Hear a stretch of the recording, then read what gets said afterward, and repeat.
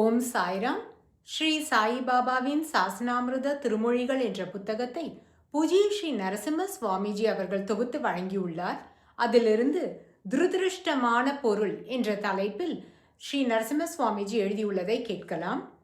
ஷியாமராவ் ஜேக்கர் பிள்ளைப்பேறு இல்லாத ஒரு முஸ்லிம் பர்தா மாதுக்கு 4000 ரூபாய் கடன் கொடுத்திருந்தார்.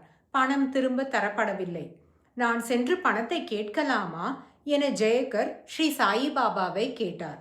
ஸ்ரீ சாயிபாபா, அந்த துரதிருஷ்டம் பிடித்த பணம் நமக்கு வேண்டாம், துரதிருஷ்ட வித்தம். அந்த மாது 2-3 வருஷங்களில் தனது ஆஸ்தி முழுவதையும் இழந்தாள். ஜெயக்கருக்கு ஒன்றும் கிட்டவில்லை.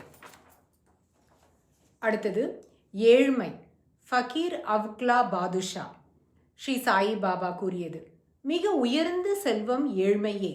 ஒரு பிரபுவின் அந்தஸ்தை காட்டிலும் அது உயர்ந்தது. ஏழைகளின் தோழன் இறைவன். ஃபகீரே உண்மையான பேரரசர்.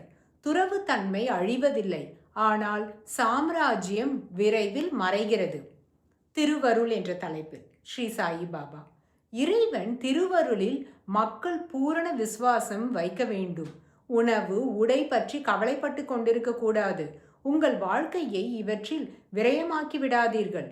என் பக்தர்கள் இல்லங்களில் உணவுக்கோ உடைக்கோ குறைவு இருக்காது. போஜனா சாத்தனீர் சிதானாம் விருதா குர்வந்தி வைஜனா யோ அசௌ விஸ்வரம் பரசாயி ஸ்வபக்தான் கிமுபேஷதே அபாவ மன்ன வஸ்திராணாம் ந மே பக்த குருஹே பவேத் தஸ்ய தேக குடும்பார்த்தம் வியக் ரோகம் பாலனே சதா.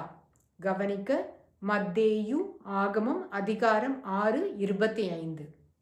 ஆகையால் எண்ணத்தை உண்போம், எண்ணத்தை குடிப்போம் என்று உங்கள் ஜீவனுக்காகவும், எண்ணத்தை உடுப்போம் என்று உங்கள் ஷரீரத்துக்காகவும் கவலைப்படாதிருங்கள் என்று உங்களுக்கு சொல்லுகிறேன். ஆகாரத்தை பார்க்கிலும் ஜீவனும், உடையை பார்க்கிலும் ஷரீரமும் விசேஷித்தவைகள் அல்லவா? இதனுடைய தொடர்ச்சியை நாளை கேட்கலாம். ஓம் சாய்ராம்.